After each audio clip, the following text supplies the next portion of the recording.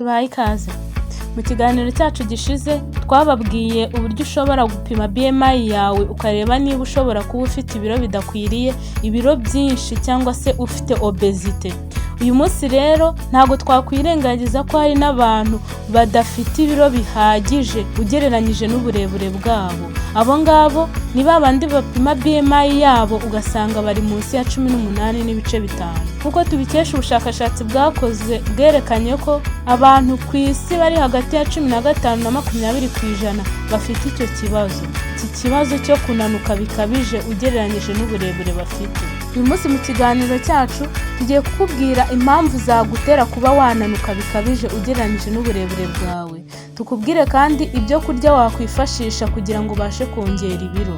Nk'uko ubushakashatsi bwakozwe bwerekanye ko impamvu zagutera kunanuka cyane ugereranyije n'uburebure bwawe, impamvu ya mbere ari uruhererekane rwo mu miryango. Hari umuntu ushobora kuba ufata ibyo kurya byabasha kumubyibushya ariko bikaba hahandi ntagire n'ikiro kimwe yiyongeraho. Ubushakashatsi buvuga ko abo bantu bashobora kuba bafite ikibazo cy'uruhererekane rwo mu muryango. Wenda mu muryango wabo nta muntu ubyibushye urimo, ariyo maraso y'umuryango. Aho ngaho rero nta kintu wakora kugira ngo bihindure, ni kuremye.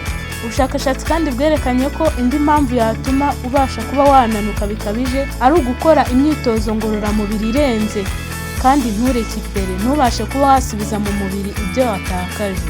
Iyi mpamvu ikunze kuba kuri ba bantu bakunda gukora siporo kandi badafite uburyo bari busubize iby'umubiri wabo watakaje mu mubiri. Urugero, ugasanga akoresheje imbaraga nyinshi, ataye ibinure byinshi kandi ntabashe kuba yabisubizamo.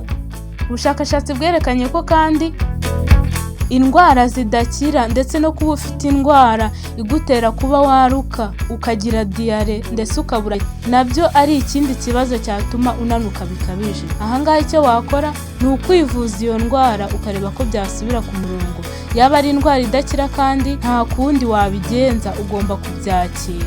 Ubushakashatsi kandi bwerekanye ko ku bantu bafite ibibazo byo mu mutwe nabyo bibatera kuba bananuka bikabije, kubera ko iyo umuntu afite ibibazo byo mu mutwe, urugero nk'agahinda gakabije, abura apeti, aba yumva nta kintu ashaka kuba yarya, bigatuma rero abasha kuba yananuka bikabije. Ubushakashatsi kandi bwerekanye ko ku bantu bahorana stress nabo bakunze kugira icyo kibazo cyo kunanuka bikabije, kubera ko iyo ufite stress ntago waba wakwitaho ngo ubashe kuba warya.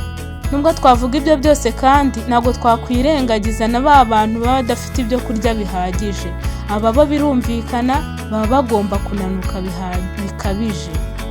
Nubwo bimeze gutyo kandi hari ibyo kurya ubushakashatsi bwerekanye ushobora kuba wafata hanyuma ibiro byawe bikabasha kuba byakwiyongera. Icyo kurya cya mbere ubushakashatsi bwerekanye ni amata. Amata buriya agizwe na proteine, fati, byatuma ubasha kuba wakongera ibiro mu gihe gito. Kuba wafata amata kenshi ntabure mu ifunguro ryawe rya buri munsi, ibi bizagufasha kuba wakongera ibiro. Ubushakashatsi kandi bwerekanye ko kunywa protein shake nabyo ari ibintu byagufasha kuba wakongera ibiro. Iyi protein shake iragurwa ariko ushobora kuba wanayikorera mu rugo rwawe niba ufite icyo bita whey protein. Iyi whey protein ikabigurwa. Niba ufite whey protein ushobora gufata ibirahure 2 by'amata, ugashyiramo umuneke umwe, ugashyiramo ikiyiko kimwe cya whey protein, hanyuma ukanywa. Ibi bizagufasha kuba wakongera ibiro byawe mu gihe gitoya. Ariko kandi niba udafite whey protein ushobora gufata amata yaba y'inka cyangwa se ugashyiramo umuneke ubundi ukanywa. Ibi nabyo byagufasha. Ubushakashatsi bwerekanye ko kandi kurya umuceri nabyo byagufasha kongera ibiro byawe mu gihe gitoya, kubera ko igikombe kimwe cy'umuceri kiba kigizwe na kalori 200 ndetse umuceri ukaba ufite carbohydrate.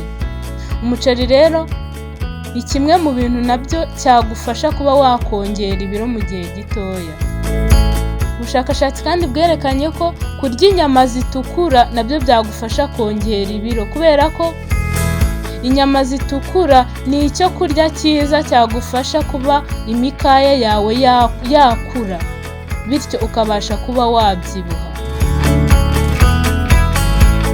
Ariko kandi ubushakashatsi buvuga ko ari byiza gufata inyama zitukura ku rugero rwiza, kubera ko iyo uzifashe ku rugero ruri hejuru cyane ubasha kuba wagira ikibazo cy'umutima, ukarwara umwingo ndetse n'ibindi.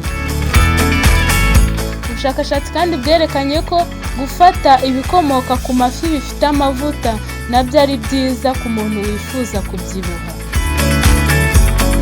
Gufata fromage nayo yatuma ubyibuha mu gihe gito, kubera ko fromage ikungahaye kuri poroteyine nyinshi ndetse ikaba ifite n'amavuta, byatuma imikaya yawe yiyongera mu gihe gito. Ubushakashatsi kandi bwavuze ko kunywa yawurute itakuwemo amavuta nabyo ari byiza ku muntu wifuza kuba yakongera ibiro. Niba wifuza kuba wakongera ibiro, mu ifunguro ryawe rya buri munsi, umunsi wose ntuzarangire utanyweye yawurute. Burya ngo amakaroni yongerewemo ibinyamavuta nayo yatuma ubyibuha mu gihe gitoya cyane, kubera ko amakaroni aba afite poroteyine ndetse na carbohydrate nyinshi. Bityo rero iyo uyatetse ukongeramo amavuta byatuma ubyibuha mu gihe gitoya. Ubushakashatsi kandi bwerekanye ko amagi atetse nk'umureti nayo yatuma ubasha kuba wakwiyongera ibiro mu gihe gitoya.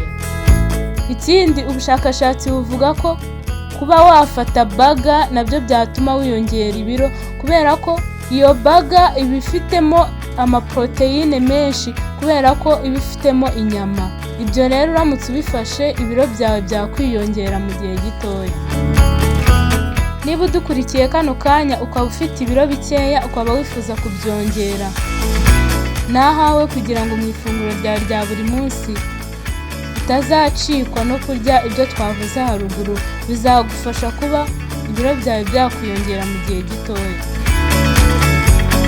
Turabashimiye kuba mwakomeje kudukurikira kuri iki kiganiro, tubibutsa gukora subscribe ndetse no kumanuka hasi muri comment kugira ngo mutubwire niba hari ibyo mubona twakongera mu biganiro tubaha, cyangwa se niba hari ikiganiro mwifuza ko twabategurira, kubera ko duhari ku bwanyu. Murakoze, mukomeze kugira ibihe byiza, turabakunda.